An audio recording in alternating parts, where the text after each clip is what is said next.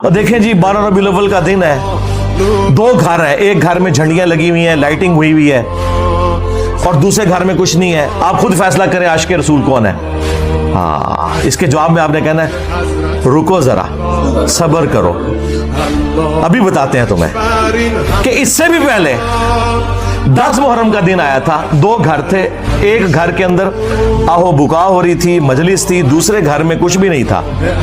अब बताओ आशिक़े अहले बैत कौन है, वो शिया का घर या तुम्हारा बरेलवियों का घर? तो ये आपको क्या कहेंगे, नहीं नहीं अहले बैत को तो हम भी मानते हैं, लेकिन इस तरीके से नहीं करना। तो सरकार है तो मिलाद भी इस तरीके से नहीं करना। आओ ना दाढ़ थले। मुस्लिम दोनों में हदीस है, ऐसा ना हो कि कोई शख्स क़यामत वाले दिन इस हाल में मुझे पुकार रहा हो और कह रहा हो अगीसनी या रसूल अल्लाह, या रसूल अल्लाह मेरी मदद फरमाएं, इस हाल में कि उसकी गर्दन के ऊपर वो ऊंट सवार हो जिसकी उसने ज़कात नहीं दी हुई। तो मैंने तुम्हें दुनिया में बताया था कि ज़कात देनी है, मैं तुम्हारे कुछ काम नहीं आऊंगा। ऐसा ना हो किसी की गर्दन पे गाय सवार हो और वो चीखे मार मार के मुझे पुकार रहा हो अगीसनी या रसूल अल्लाह। तो मैंने तुम्हें दुनिया में बताया था कि ज़कात देनी है, मैं तुम्हारे कुछ काम नहीं आऊंगा।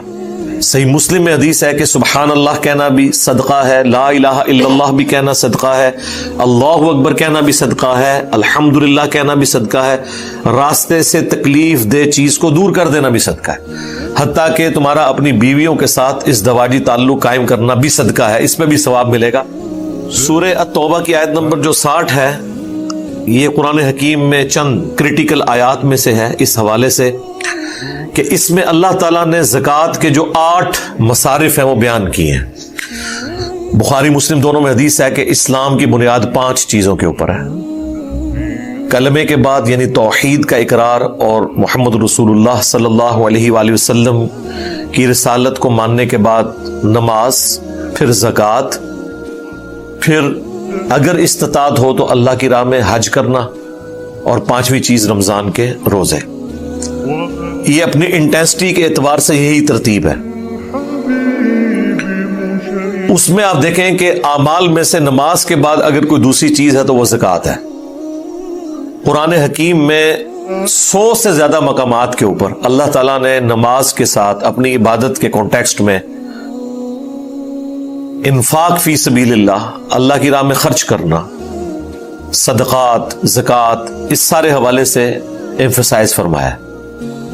मेन टर्म इसके लिए जो यूज होती है वो सदका है।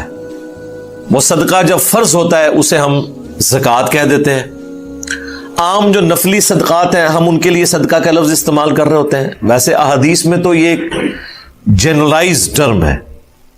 सही मुस्लिम में हदीस है कि सुबहान अल्लाह कहना भी सदका है, ला इलाहा इल्लल्लाह भी कहना सदका है, अल्लाहु अकबर कहना भी सदका है, अल्हम्दुलिल्लाह कहना भी सदका है, रास्ते से तकलीफ दे चीज को दूर कर देना भी सदका है, हत्ता कि तुम्हारा अपनी बीवियों के साथ इस दवाजी ताल्लुक कायम करना भी सदका है, इस पे भी सवाब मिलेगा।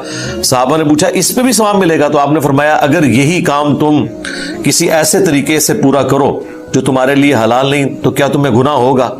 तो साहबा ने कहा होगा या रसूलल्लाह। तो फरमाया इस पे सवाब भी मिलेगा। तो सदका एक पंजाबी में बोला जाता है, जो हम कोई शख्स बीमार हो जाए उसकी सेहत की बहाली के लिए, बीमारी दूर करने के लिए कोई काला बकरा या काला मुर्गा दे देते हैं, या गोश्त मंगवा के उसके सर के ऊपर से फेर के, जो ये हमारी एक चल रही है एक ट्रेडिशन के तौर पे, ये सर से फेरना तो कोई जरूरी नहीं है, आप वैसे ही अल्लाह की राह में खर्च करें, तो उसके लिए सदका का लफ्ज बोला जाता है।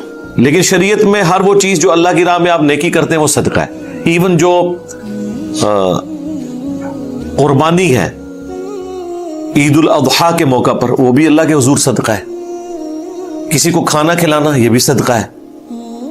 अलबत्ता जो ये माली इबादत में टॉप ऑफ द लिस्ट जो सदका हम पे फर्ज किया गया वो ज़कात है। एक और है वाजिब के दर्जे में, वो सदका फित्र है जो हम रमजान के रोजों के बाद देते हैं। ईद की नमाज से पहले पहले वो देना होता है, उसके लिए भी सदका का लफ्ज इस्तेमाल हुआ। बल यहां स्पेसिफिकली जो सदकात हैं यानी जो ज़कात कलेक्ट की जाती है उसके 8 मसारिफ बयान होने जा रहे हैं। और ज़कात किस किस चीज में होगी? माल में, और आपकी जो कारोबार में इन्वेस्टमेंट हुई हुई है, माल तजारत, وہ کسی بھی فارم میں ہو اس کے اوپر آپ کے زکات ہوگی. اور کس پہ نہیں ہوگی؟ جو آپ کی ضروریات اصلیہ کی چیزیں ان پہ نہیں ہوگی. یہاں پہ صرف زکات کے مصارف آئے ہیں کہ وہ زکات آپ نے خرچ کن مدوں میں کرنی ہے.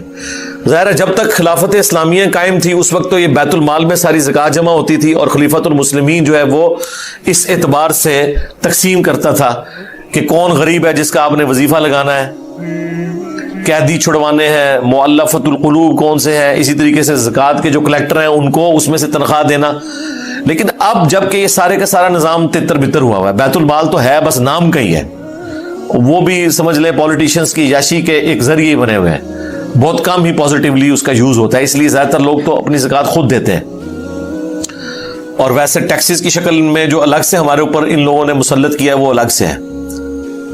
تو یہ جو 8 مصارف ہیں یہاں پہ سورہ توبہ کی آیت نمبر 60 میں کور ہوئے ہیں. چونکہ منافقین سے ریلیٹڈ یہ صورت ہے زیادہ تر، غزوہ تبوک کی کمنٹری، اور منافقین کے لیے مال خرچ کرنا بڑا ایشو ہوتا ہے. اس لیے آپ دیکھیں اسلام کی پہلی جنگ جو ہوئی ہے نا نبی الاسلام کی وفات کے بعد، وہ ہوئی زکات کے ایشو کے اوپر ہے.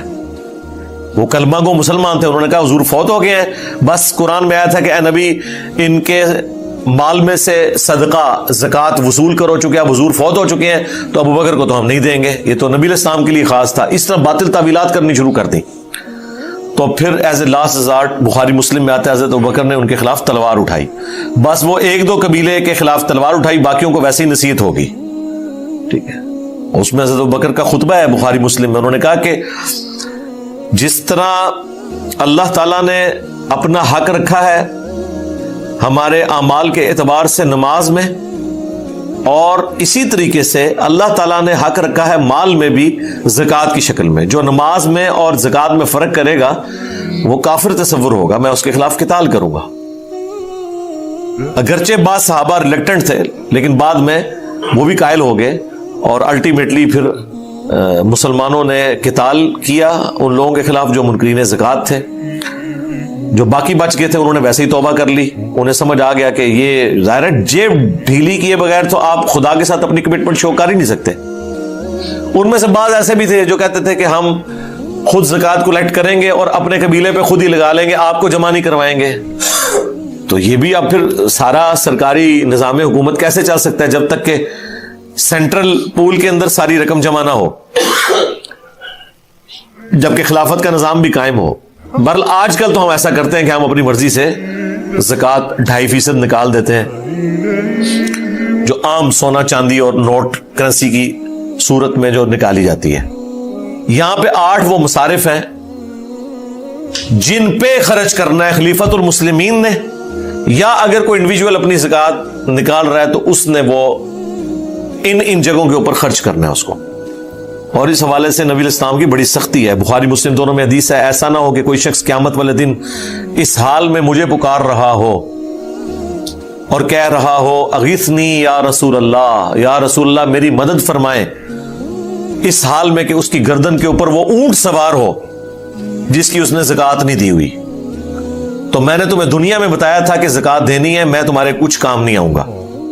ایسا نہ ہو کسی کی گردن پہ گائے سوار ہو اور وہ چیخیں مار مار کے مجھے پکار رہا ہو اغیثنی یا رسول اللہ. اب یہ اغیثنی یا رسول اللہ وہ بیج ہیں جو بنایا کرتے تھے یہ لوگ یہاں لگانے کے لیے، ہم خود بھی لگایا کرتے تھے. ہمیں یہ پتہ ہی نہیں ہے کہ اغیثنی یا رسول اللہ جو بیج ہے یہ تو نبی اسلام نے کہا یہ نہیں کہنا، میں نے جو بتانا تھا تمہیں بتا دیا، اللہ کے حضور پکڑے جاؤ گے. پھر حضور علیہ السلام نے ایک ایک چیز گنوائی، حتیٰ کہ بخاری مسلم میں یہاں تک آیا کہ یہ جو بھیڑ بکریاں اونٹ اور گائے جن کی تم زکات نہیں دیتے ان کو اللہ تعالیٰ موٹا تازہ اور بہت زیادہ وزنی کر دے گا قیامت والے دن عذاب میں اضافے کے لیے. پھر گردن پہ سوار کر، یار یہ عام اونٹ نہیں کوئی اپنی گردن پہ اٹھا سکتا، اور جب یہ موٹا تازہ ہو کے عذاب کی شکل میں مسلط کر دیا جائے. پھر بخاری مسلم میں آیا کہ سونا اور چاندی جس کی زکات لوگ نہیں دیتے یہ گنجے سانپ کی شکل میں مسلط کر دیے جائیں گے اور گلے میں اس کا توق ڈالا جائے گا. اور سورہ توبہ کی آیت نمبر 31 تو آپ پہلے ہی پڑھ چکے ہیں کہ جو لوگ اللہ کی راہ میں خرچ نہیں کرتے، سونا اور چاندی انہوں نے جوڑا ہوا ہے، قیامت والے دن یہ سونا اور چاندی آگ کے اوپر، جہنم کی آگ کے اوپر گرم کیا جائے گا، اور ان کی پیشانیاں ان کی پیٹھیں اور ان کے پہلو داغے جائیں گے, اور اللہ تعالیٰ فرمائے گا یہ وہ مال ہے جو تم نے دنیا میں جوڑ کے رکھا تھا اور میری راہ میں خرچ نہیں کیا تھا. یعنی وہ پگھلا کے, وہ جس طرح دنیا میں بھی آپ کو پتا ہے پرانے زمانے میں بھی رومنز کی سزائیں جو ملتی ہیں نا, وہ یہی کیا کرتے تھے کہ وہ لوہے کی سلاخیں گرم کر کے لگایا کرتے تھے اپنے دشمنوں کو. تو اللہ تعالیٰ فرمایا کہ جن لوگوں نے زکوٰۃ نہیں دی, اور یہ قرآن میں سورہ توبہ کی آیت نمبر 31 آنورڈ گزر چکی ہے یہ ساری کی ساری باتیں, تو یہاں پر وہ مصرف آ رہا ہے. چونکہ سورہ توبہ ہے لہذا صرف اعوذ باللہ سے اس کا آغاز کریں گے. اعوذ باللہ من الشیطان الرجیم. انما الصدقات للفقراء والمساکین. صدقات جو زکوٰۃ کی شکل میں ہیں وہ تو صرف ہیں فقیروں کے لیے. یہ فقیر سے مراد یہ جو مانگنے کے لیے آتے ہیں یہ نہیں, یعنی جو غریب لوگ ہیں جن کے لیے 2 وقت کی روٹی ایشو ہے. اب اس کی پوری جو کیلکولیشن کس طریقے سے ہوگی وہ میں مسئلہ 95A کے اندر بیان کر چکا ہوں. والمساکین, اور جو مسکین لوگ ہیں, مسکین وہ غرباء ہیں جن کی حالت بتاتی ہے کہ ان کے اوپر فاقے ہیں لیکن وہ کسی کے آگے ہاتھ بھی نہیں پھیلاتے. فقیر تو پھر بھی ہاتھ پھیلا لیتا ہے, مسکین وہ لوگ ہیں جو ہاتھ بھی نہیں پھیلاتے. والعاملین علیہا, اور جو زکوٰۃ کے کام کے اوپر مامور ہیں, یعنی وہ کلیکٹ کرتے ہیں زکوٰۃ, ان کی تنخواہیں بھی اس میں سے جائیں گی. وہ بڑا مشکل کام تھا, آپ کیا سمجھ سکتے ہیں, گاؤں ایریا میں دور دراز جانا اور بھیڑ بکریاں کلیکٹ کرنا, پھر وہ لا کے بیت المال میں جمع کروانا, کئی مہینوں کا سفر ہوتا تھا ان کا. اتنی بڑی امپائر تھی, پھر اس میں اس کو حفاظت سے لے کے آنا ہے, راستے میں قافلے پہ حملہ بھی ہو سکتا ہے. اچھا, اب اس سے یہ پتا چلا کہ یہ زکوٰۃ تو وہی کلیکٹ کی جا سکتی ہے جو سامنے, اب بھیڑ بکریاں تو آپ گن سکتے ہیں, لیکن ایک بندے نے اگر زیورات جوڑ کے رکھے ہوئے تو وہ جو زکوٰۃ کلیکٹ کرنے کے لیے گیا اس کو تو نہیں پتا اس نے اندر کتنا زیور جوڑا ہوا ہے, یہ سونے کے کوائن کتنے جوڑے ہوئے ہیں. اس کیس میں پھر اس نے خود ایمانداری سے زکوٰۃ نکالنی ہے. البتہ جو مویشی رکھے ہوئے تھے وہ تو گن لیتے تھے, ہاں اس کے پاس اتنے مویشی ہیں تو اس کے گیس اتنی وہ زکوٰۃ دے گا. 3 مصارف آ گئے, فقیر, مساکین اور جو ملازمین ہیں. والمؤلفۃ قلوبہم, اور جو تالیف قلب کے لیے جن کی مدد کرنا مقصود ہوتی ہے نا, نیو مسلمز, وہ چاہے امیر بھی ہوں ان کو بھی زکوٰۃ دی جائے. وہ بخاری مسلم میں آتا ہے نا کہ وہ صفوان کو نبی الاسلام نے 100 اونٹ دے دیے, اور دوسری طرف انصار مدینہ جو پوری زندگی قربانیاں کرتے رہے ان کو کچھ بھی نہیں.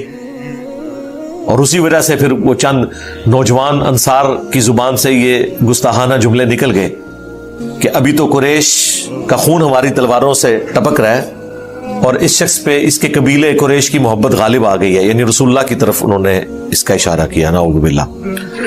اللہ تعالیٰ نے وحی کے ذریعے حضور کو بتا دیا.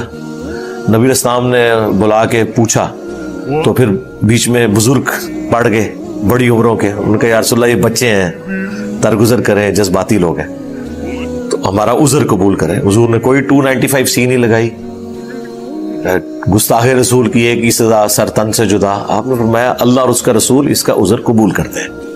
پہلے تو حضور نے ان کی معافی قبول کر لی, اور پھر آپ نے جسٹیفیکیشن دی ہے کہ میں ایسا کیوں کر رہا ہوں. آپ علیہ السلام نے فرمایا کہ کیا تم اس بات پہ راضی نہیں ہو کہ لوگ جو ہے وہ دنیا کا مال لے جائیں اور تم اللہ کے نبی کو اپنے ساتھ لے جاؤ. اللہ کی قسم اگر پوری دنیا ایک گھاٹی میں چلے اور انصار مدینہ دوسری گھاٹی میں, تو میں انصار مدینہ کے ساتھ ہوں گا. میرا جینا اور مرنا انصار مدینہ کے ساتھ ہے. پھر ان اصحاب نے کہا یا رسول اللہ ہم اللہ کے رسول کو ہی لے کے جائیں گے. تو وہ صفوان, ابو سفیان کو بھی 100 اونٹ دیے, بخاری مسلم میں آتا ہے. اب صفوان جو ہے وہ خود بتا رہے ہیں کہ نبی الاسلام پہ میں ایمان تو لے آیا تھا لیکن نبی الاسلام سے مجھے سخت نفرت تھی, وہ دل میں محبت پیدا نہیں ہوتی تھی, لیکن حضور مجھے اتنا دیتے رہے کہ الٹیمیٹلی نبی الاسلام کے لیے میرے دل میں محبت کے جذبات پیدا ہو گئے. ظاہر مال تو بڑوں کو گرویدہ کر دیتا ہے, لیکن یہ اچھی کاز کے لیے. اور اسی کانٹیکسٹ میں اگر کوئی کافر بھی ہے اور چانسز ہیں وہ اسلام کی طرف آ جائے گا, اس کی مالی مدد کی جائے, وہ بھی مؤلفۃ القلوب میں ہی آئیں گے, تو آپ ان کے اوپر خرچ کریں. وفر رقاب, اور گردنوں کو آزاد کرنے کے لیے، یعنی غلاموں کو آزاد کرنے کے لیے۔ اب غلامی کا سسٹم تو ظاہر نسل در نسل چل رہا تھا۔ غلام نے اگر آزاد ہونا ہوتا تھا تو وہ اپنے مالک کے ساتھ ایگریمنٹ کرتا تھا کہ اگر میں تمہیں اتنی کمائی کر کے دے دوں تو تم مجھے آزاد کر دینا۔ ظاہر وہ اپنی قیمت ادا کرے گا نا، کیونکہ مالک نے بھی اسے خریدا ہوا ہے، آگے اس نے بیچنا ہے۔ اس کی بجائے اگر وہ خود ریکویسٹ کرے، پہلے تو یہ بھی الاؤ نہیں کرتے تھے، پھر قرآن میں آیا کہ اگر کوئی اس طرح اجازت طلب کرتا ہے تو تم اس کے ساتھ یہ معاہدہ کر لیا کرو۔ پھر ایک رائٹ مل گیا غلاموں کو کہ وہ اپنی گردن چھڑوا سکتے ہیں۔ پھر وہ محنت مزدوری کر کے پیسہ جوڑتے تھے اور اپنی قیمت کے برابر ادا کرتے تھے، یا پھر کوئی امیر آدمی تھا ان کی قیمت دے دیتا تھا، جس طرح حضرت بلال حبشی کو آزاد کروایا حضرت ابوبکر نے۔ اور بخاری میں الفاظ ہیں، حضرت عمر کہا کرتے تھے ابو بکر ہمارے سید ہیں کیونکہ انہوں نے ہمارے سید بلال، سیدنا بلال کو آزاد کروایا۔ ٹھیک ہے، تو اس کی ایک بڑی فضیلت آئی کہ آپ نے اللہ کی رضا کی خاطر غلاموں کو آزاد کرنا ہے۔ اس لیے آپ دیکھیں کتنے گناہ ہیں اگر ہو جائیں یا کوئی غلطی ہو جائے، اس کا کفارہ، جیسے کہ قسم توڑنے کا کفارہ سورۃ المائدہ کی آیت نمبر 89 میں آیا تو کہا گیا ہے غلام آزاد کرو۔ ایکسیڈنٹل قتل ہو جائے، قتل ناحق ہو گیا لیکن جان بوجھ کے نہیں ہوا، تو اس کی سزا بھی ہے کہ ایک غلام آپ نے آزاد کرنا ہے۔ تو اس طرح اسلام نے اسے اتنا ڈسکریج کیا کہ الٹیمیٹلی سسٹم دنیا سے ختم ہو گیا۔ تو زکوٰۃ کے پیسے سے غلام بھی چھڑوائے جائیں، والغارمین، اور جو مقروض ہیں ان کا قرضہ بھی اتارا جائے۔ یعنی اگر کسی کے اوپر قرضہ ہے تو آپ اس کا قرضہ اتار سکتے ہیں زکوٰۃ کی رقم سے، لیکن یہ نہیں ہے کہ اس نے آپ کا قرضہ دینا ہے تو آپ اسے کہ بھائی تو میرا اینا دینا ہے تو میں نہیں زکوٰۃ دینے سے پائی برابر ہو گیا۔ نہیں، بعد میں تو نہیں ایسے کیا جا سکتا۔ ہاں پہلے ایسے ہو سکتا ہے کوئی شخص آپ سے قرض مانگے اور آپ کو پتا ہے یہ واپس کوئی نہیں کر سکے گا، تو آپ اسے زکوٰۃ کی مد میں دے دیں، اور یہ بتانا اس کو کوئی ضروری نہیں ہے۔ ہاں یہ آپ اسے کہہ دیں کہ بھائی یہ رکھ لو، جب آسانی ہو ٹائم کیا ہوتا ہے تو واپس کر دینا، واپس تو انہیں کو نہیں کرنا، تسی پاویں کہو یا نہ کہو۔ لیکن اگر آپ اس کو یہ ریلیکس کر دیں گے ٹھیک ہے جب تیرے پاس توفیق ہوئی، اور اگر نہ ہوئی تو یار نہ دینا، اور اپنے ذہن میں یہ نیت کر لے کہ میں نے اسے زکوٰۃ دی ہے۔ اب اگر خدا نہ خواستہ اس نے واپس کر دیا، ویسے کوئی چانسز نہیں، آپ بے فکر ہو جائیں، آپ یہ نہ بھی کہیں تو تب بھی اس نے واپس نہیں کرنا الا ماشاء اللہ، تو آپ بے فکر ہو جائیں۔ اگر وہ آپ کو بعد میں کبھی واپس کر بھی دیتا ہے تو آپ لے کے کسی اور غریب کو دے دیجیے گا، ادروائز آپ کی زکوٰۃ ادا ہو جائے گی۔ آپ نے پہلے نیت کرنی، بعد میں نہیں۔ اور بعد کا بھی ایک طریقہ ایسا ہو سکتا ہے، وہ پھر رزق کے اوپر ہے کہ اگر آپ کا کسی نے قرضہ دینا ہے تو آپ اپنی زکوٰۃ کی رقم اس کو دیں، اسے کہیں کہ بھئی یہ تمہیں زکوٰۃ لگتی ہے، تو ایسے لوگ تو خود ہی کہہ دیتے نہیں ہمیں زکوٰۃ لگتی ہے۔ ویسے زکوٰۃ کے لیے بتانا کوئی ضروری نہیں ہوتا، لیکن آپ نے اپنا وہم نکالنا ہے تو اسے بتائیں کہ بھائی میں نے یہ زکوٰۃ دینی تھی تو اس طرح کرو، یہ تم زکوٰۃ رکھ لو، ٹھیک ہے۔ اور جب وہ پکڑ لے تو اسے کہ بھیا میرا قرض اتار لو، اب اس کی مرضی ہے وہ اتارے یا وہ بھی رکھ لے، ٹھیک ہے نا، یہ اس کی مرضی ہے، پابند نہیں آپ کر سکتے۔ تو یہ ایک ذریعہ ہے کرنے کا۔ وفی سبیل اللہ، اور اللہ کی راہ میں۔ اب اسپیسیفکلی فی سبیل اللہ قرآن کی ٹرم میں تو جہاد اور قتال کے لیے کہ آپ اس میں زکوٰۃ دیں۔ صحابہ کرام کرتے تھے قربانی۔ غزوہ تبوک کے موقع پر حضرت عثمان غنی رضی اللہ تعالیٰ عنہ نے، جامعہ ترمذی میں آتا ہے کہ 700 اونٹ دے دیے ہیں، اشرفیاں دی ہیں۔ حضور اتنے خوش ہوئے ہیں کہ وہ اشرفیوں کو الٹ پلٹ کرتے تھے اور فرماتے تھے عثمان جنتی ہے، آج کے بعد جو مرضی کرے۔ تو آپ اللہ کی راہ میں فی سبیل اللہ کی کیٹیگری میں یہ چیز بھی انوالو ہے۔ باقی جو دعوت و تبلیغ کا کام ہے، کورالری کے طور پر آج کے دور میں سب سے بڑی اگر کوئی فی سبیل اللہ کی مد ہے نا تو یہ والا جہاد اور قتال ہے جو آپ دعوت توحید کر رہے ہیں۔ اتنی گمراہی میں آپ سچائی کے لیے آواز بلند کریں۔ اسی لیے علماء عرب نے ریٹن میں فتویٰ دیا ڈاکٹر ذاکر نائک کو کہ آپ کا جو پیس ٹی وی ہے اس سے آپ کمائی نہیں کر رہے، وہ پیس ٹی وی سے بس اتنا حاصل کرتے ہیں کہ صرف پیس ٹی وی کے ملازمین کی تنخواہ اس میں سے نکل آئے، بس یہ نہیں کرتے کہ پروفٹ کا انہوں نے ذریعہ اسے بنا لیا۔ اس میں ڈاکٹر ذاکر نائک خود بھی ظاہر ہے کہ اسی بیت المال میں سے اپنا بھی خرچہ پانی چلاتے ہیں، تو وہ تو ان کو اجازت ہے، وہ کر سکتے ہیں۔ تو اس شرط کے اوپر علماء عرب نے ڈاکٹر ذاکر نائک کو یہ فتویٰ دیا کہ پیس ٹی وی کے لیے بھی زکوٰۃ لگ جائے گی. پھر انہوں نے زکوٰۃ بھی کلیکٹ کی اس کے لیے, کیونکہ فی سبیل اللہ کی مد میں تو آتا ہے. آپ قرآن ترجمے والے پرنٹ کروا کے مساجد میں رکھوانا چاہتے ہیں, زکوٰۃ کی مد میں سے دے سکتے ہیں. ایون مسجد کی تعمیر کرنا چاہتے ہیں, آج کے دور میں یہ بھی ایک فی سبیل اللہ کا ذریعہ ہے, تو مسجد بھی فی سبیل اللہ میں. اور قتال صرف آپ نے کافروں کے خلاف نہیں کرنا ہوتا, علمی قتال بھی ہے. بخاری مسلم میں جو حدیث ہے نا کہ میری امت کا ایک گروہ قیامت تک قتال کرتا رہے گا حق کی خاطر, اور وہ غالب رہیں گے یہاں تک کہ قیامت قائم ہو جائے. اس کو جہادی تنظیمیں اپنے اوپر لگاتی ہیں, لیکن اس وقت پریکٹیکلی جہادی تنظیمیں کیا غالب ہیں وہ آپ کے سامنے ہی ہیں. آپس میں لڑ رہے ہیں, ایک دوسرے کو مار رہے ہیں. زیادہ تر جہادی تنظیمیں مسلمانوں کو ہی قتل کر رہی ہیں. امام بخاری نے اس پہ باب باندھا ہے ہوا اہل العلم, اس سے مراد اہل علم ہے جو علم کی خاطر قتال کرے. کیونکہ امام بخاری نے تو کوئی جہاد اور قتال نہیں کیا, وہ تو پوری زندگی انہوں نے صحیح بخاری لکھنے میں ہی لگائی ہے. تو آپ کیا سمجھتے ہیں کہ امام بخاری نے کوئی قتال نہیں کیا؟ ہزاروں لاکھوں جو مجاہدین ہیں ان کا قتال ایک پلڑے میں, اور جو صحیح بخاری انہوں نے خدمت کی ہے وہ ایک پلڑے میں. یہ بھی تو ایک قتال ہے نا. باطل کے جو جھوٹے دلائل ہیں ان کا مقابلہ کرنا علمی دلائل کے ذریعے, یہ بھی قتال ہے. اور پاکستان میں تو واقعی قتال ہے, کیونکہ اس کے بدلے آپ قتل ہو جاتے ہیں. ہاں, آپ قرآن و سنت کی آواز بلند کریں, آپ واجب القتل ہیں. آپ ہندو ہو, کوئی واجب القتل نہیں, وہ بھی نہیں ہونے چاہیے. آپ کرسچن ہو, کوئی مسئلہ نہیں ہے. آپ اونچی آمین کہیں, آپ کو کوئی ہندو, عیسائی, سکھ مسجد میں آ کے نہیں مارے گا کہ تو نے آمین اونچی کیوں کہی, مسلمان مارے گا. تو یہ تو آپ دیکھ لیں کیا حالت ہو چکی ہوئی ہے. تو فی سبیل اللہ کی مد میں ہر وہ نیکی کا کام جس سے اسلام کو سپورٹ ہو سکتی ہے, چاہے اس میں کوئی شخص مالک ہو یا نہ ہو, خواہ وہ امیر پہ پیسہ لگ رہا ہے یا غریب پہ لگ رہا ہے, خواہ وہ قرآن کی پرنٹنگ ہو, خواہ وہ کوئی بروشر چھپوا کے توحید کے حوالے سے تقسیم کرنے ہو, خواہ اس کے لیے کوئی ٹی وی چینل کھولنا ہو, کوئی بھی ذریعہ اختیار کرنا ہو, وہ سب کے اوپر زکوٰۃ لگ جائے گی. فی سبیل اللہ کی مد بہت بڑی ہے. وابن السبیل, اور مسافروں کے لیے. اب مسافر کے لیے امیر و غریب ہونا ضروری نہیں ہے. مسافر ہے ہی خود بیچارے غریب الوطنی میں ہے, اور جمع پوجی لے کے نکلتے ہیں. بعض اوقات راستے میں ڈاکو بھی لوٹ لیتے تھے, نہ بھی لوٹے. اب مسافر آپ کے پاس آئے ہوئے ہیں تو آپ ان کے اوپر زکوٰۃ کے پیسے کے ذریعے ان کے اوپر خرچہ کر سکتے ہیں. مثلا یہاں ہماری اکیڈمی میں میجورٹی تو مسافر آئے ہوئے ہوتے ہیں, اور زکوٰۃ کی مد میں اگر ہم ان کے اوپر کوئی پیسہ لگاتے ہیں تو اس میں امیر اور غریب کی کوئی تفریق نہیں ہوگی, آپ لگا سکتے ہیں.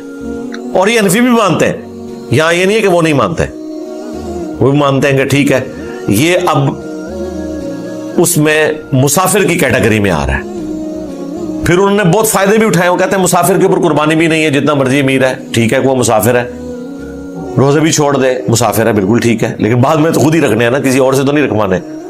تو اس طرح مسافر والا معاملہ جو ہے نا وہ اپنی جگہ. تو یہ سر 8 مصارف ہیں, اور ان میں بھی جو ایک مصرف ہے نا فی سبیل اللہ, اس کی کیٹیگری میں ہر وہ نیکی کا کام داخل ہے جو آپ دین کی ترویج کے لیے کر سکتے ہیں. مگر کوئی عالم دین ہے, قرآن و سنت سکھا رہا ہے, اور وہ کہتا ہے جی مجھے آپ ایک HD ریکارڈنگ والا کیمرہ خرید دیں جس کی قیمت مارکیٹ میں 1.5 لاکھ روپے ہے, تو آپ زکوٰۃ کے پیسے سے اس کو لے کے دے سکتے ہیں. دین کے لیے آپ نے خرچ کیا. لیکن وہ علماء دین جو کہ مسجد میں اپنی نماز بھی آخری صف میں آگے پڑھتے ہیں, اور لاکھوں کے چندے انہوں نے اکٹھے کیے ہوئے ہیں, اور مسجد کی ایک ٹوٹی خراب ہوتی ہے, پتہ نہیں خود ہی کروا دیتے ہیں تاکہ چندہ اکٹھا کر سکیں, اور وہ آ کے آپ کو جمعے دن اپیل کریں کہ یہ ہمارے مسجد کی وضو خانے کی ٹوٹیاں جو ہے خراب ہیں, گیزر خراب ہوا ہے, نیا لگوانا, چندہ دیں. تو ان سے پوچھو جو پہلے چندے لیے وہ اسی لیے تو لیے تھے, اور پھر خرابی ہوئی ہے پھر نہ صرف چندہ مانگتے پہ ہو. اور حالت یہ ہوگی کہ 40, 50, 60 لاکھ 1 کروڑ کی گاڑیاں انہوں نے بھی اپنے بچوں کو خرید کے دی ہوئی ہوں گی, اور بچوں کی تعلیم کیا ہوگی, میٹرک فیل. کام کیا کرتے ہیں, ابا جی جو ہے مولوی ہیں, یہ کام کرتے ہیں, وہ خود تو کچھ بھی نہیں کرتے. تو وہ پیسہ دین کے نام, اور اسی مدرسے میں وہ بچے جن کی خاطر لوگوں نے چندے دیے تھے وہ بیمار پڑے ہوئے ہیں, انہیں کوئی دوائی لے کے دینے والا کوئی نہیں, ان کے کپڑے میلے ہیں, دھونے والا کوئی نہیں ہے, جن کے نام سے وہ لوگ کھا رہے ہوتے ہیں, وہ بیچارے ذلیل و خوار ہو رہے ہوتے ہیں. یہ پریکٹیکلی ہم نے دیکھا ہے. یقین کریں کئی مدارس میں تو آپ بچوں کے ساتھ کھڑے ہو کے نماز نہیں پڑھ سکتے, پورا نماز کے اندر وہ کھجلی کرتے رہتے ہیں, ان کو دانے نکلے ہوئے ہوتے ہیں, کیونکہ ان کو کوئی دوائی نہیں لے کے دیتا. اور دیکھیں چھوٹے چھوٹے بچے ہیں یار, یعنی جو شخص شادی شدہ نہیں ہے یا اس کے بچے نہیں ہیں, اس کو تو اس چیز کا احساس نہیں ہے. جن کے بچے ہیں ذرا ان سے پوچھیں کہ یار یہ کسی کے بچے نہیں ہیں؟ ظالموں, 8-8 9-9 سال کے بچے, یقین کریں ان کے ہاتھوں کے اوپر ایسے نشان بنے ہوتے ہیں کھجلی کے, سردیوں میں کھجلی کر کر کے پورے یعنی ان کے جسم کے اوپر نشانات بن جاتے ہیں. کوئی کریم ان کو لے کے دینے کے لیے تیار نہیں ہے, لیکن اپنی گاڑی انہوں نے پیٹرول والی رکھی ہوئی ہے 80-90 لاکھ والی, اور فضول گھومتے ہیں دین کی خدمت کے لیے. اور وہ پیٹرول جو ڈل رہا ہے, اور وہ گاڑی بھی اس بچے کے صدقے اسے ملی ہوئی ہے, اس کے ذریعے انہوں نے چندہ اکٹھا کیا ہوا نا. یہ لوگوں کا حال ہے. تو پیسہ لگائیں ان بچوں کے اوپر جو بیچارے غریب ماں باپ کے بچے ہیں, 2 وقت کی روٹی پوری نہیں ہوتی, اور وہ بچے یہاں پہ مدرسوں میں انہوں نے داخل کرائے گا, چلو یار روٹی تو کھا لیں گے نا عزت کے ساتھ, لیکن ان کے ساتھ کیا حشر ہو رہا ہوتا ہے وہاں پہ, کیا استحصال ان کے ساتھ کر رہے ہوتے ہیں. ان کو جو کھانا دے رہے ہوتے ہیں, بکرا آپ دے کے آتے ہیں مدرسے میں, آپ کبھی وہ بکرا جو آپ نے دیا انہیں کہ ادھر پکا کے ان کو کھلائیں, تو آپ جا کے ان کو کھاتے ہوئے دیکھ لیں, اتنی سی بوٹی رکھی ہوئی ہوگی اور اکثر کو شوربے ہی دے رہے ہوں گے, اور وہیں ایک کاری بیٹھا ہوگا اور اس کی جو پلیٹ ہے اس سے بوٹیاں اچھل کے باہر گر رہی ہوں گی, ایسے کر کے پہاڑی بنی ہوئی ہوگی بوٹیوں کی, ادھر ہی بیٹھ کے کھا رہا ہوگا وہ, اور کھانے کے بعد اٹھا نہیں جائے گا اس سے, اتنے پیٹ نکلے ہوئے ہوں گے. یار اپنا کما کے تم اتنی بوٹیاں کھاؤ, ہمیں کوئی اعتراض نہیں آپ کے اوپر, کھاؤ جتنا مرضی کھاؤ, لیکن ان غریبوں کے نام کے اوپر تم کھا رہے ہو اور ان کو بھوکا رکھا ہوا ہے, خود کھا رہے ہو, تو یہ تو حرام ہی کھا رہے ہو نا.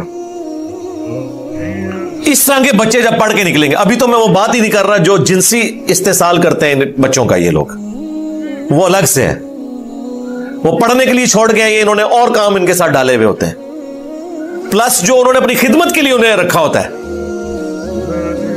گھر بیویاں جو ہیں وہ ان کو گالیاں دے کے نکالتی ہیں, اور یہاں کے یہ بچوں سے کبھی جو ہے وہ ٹانگیں دبوا رہے ہوتے ہیں, اور کبھی کوئی اور خدمت کروا رہے ہوتے ہیں. یہ ان کی حالت ہوتی ہے, ہم نے خود دیکھا, کخ بھی نیچے پندے اٹھ کے, اور بچوں کی ڈیوٹی لگائی ہوئی ہے, اور بچے بھی بےچارے وہ سمجھتے ہیں کہ استاد کی خدمت کرنی ہے. یار یہ استاد ہیں, یہ اس قابل ہے کہ ان کی خدمت کی جائے, ان کو تو جیلوں میں ڈالنا چاہیے, اور ان کے اوپر جو ہے نا وہ کیڑے مکوڑے چھوڑنے چاہیے, چیونٹیاں چھوڑنی چاہیے جیلوں میں ڈال کے. یہ تو اس قابل ہے. کیا اپنے بچوں کے ساتھ یہ کچھ کریں گے؟ یہ یقین کریں اتنا ترس آتا ہے. میں تو کوشش کرتا ہوں یار میں کسی ایسی مسجد میں اب نماز نہ پڑھوں جہاں مجھے کوئی بچہ نظر آ جائے اس طرح کا, میرا دل پسیج جاتا ہے یار. ان کے اپنے بجلی کے بل 60,000 70,000 لاکھ میں بھی آ رہا ہوتا ہے, لیکن گیس نہیں ہے, بجلی کا ایک گیزر بچوں کو نہیں لگا کے دے سکتے کہ یار وہ بیچارے عصر سے مغرب بیٹھ کے کپڑے ٹھنڈے پانی کے ساتھ دھو رہے ہوتے ہیں, پھر ان میں سے کئی بیمار ہوتے ہیں اور کئی بچے مر بھی جاتے ہیں. مدارس میں کئی بچوں کی ڈیتھ ہو گئی ہے ٹھنڈ ہونے کی وجہ سے, انہیں وہ فیسلٹیز نہیں انہوں نے دی ہوئی, اور خود ان کے نام کے اوپر انہوں نے ساری فیسلٹیز اویل کی ہوئی ہیں. اس وقت انہیں خیال نہیں آتا یار یہ جو فی سبیل اللہ ہے, اور وابن السبیل بھی ہیں, وہ مسافر ہے نا, اللہ کی راہ کے مسافر ہیں بیچارے. یار ماں باپ اس لیے چھوڑ کے گئے ہیں, آپ ان کے ساتھ یہ کچھ سلوک کریں, ان پہ یہ ظلم ڈھائیں. آپ کبھی ان بیچاروں کو کپڑے دھوتے ہوئے دیکھیں یار, بڑا آدمی نہیں بیٹھ کے وہاں پہ اتنی دیر ٹھنڈے پانی کے ساتھ کپڑے دھو سکتا, جو یہ چھوٹے چھوٹے بچے بالکل معصوم یار, 8-8 10-10 سال کے بچے. ہمارے بچے تو یقین کریں مطلب 8-8 10 سال کیا یہ 15-15 سال کی عمر میں وہ جو ہے وہ اٹھ کے پانی نہیں خود پی سکتے. ہم اتنی احتیاط کرتے ہیں کہ یار چلو بچے ہیں, ترس دل پسیجتا ہے. انہوں نے دوسروں کے بچوں کے ساتھ یہ سلوک کیا بھائی, اور اس سے بڑھ کے ان کے نام کا لے کے کھا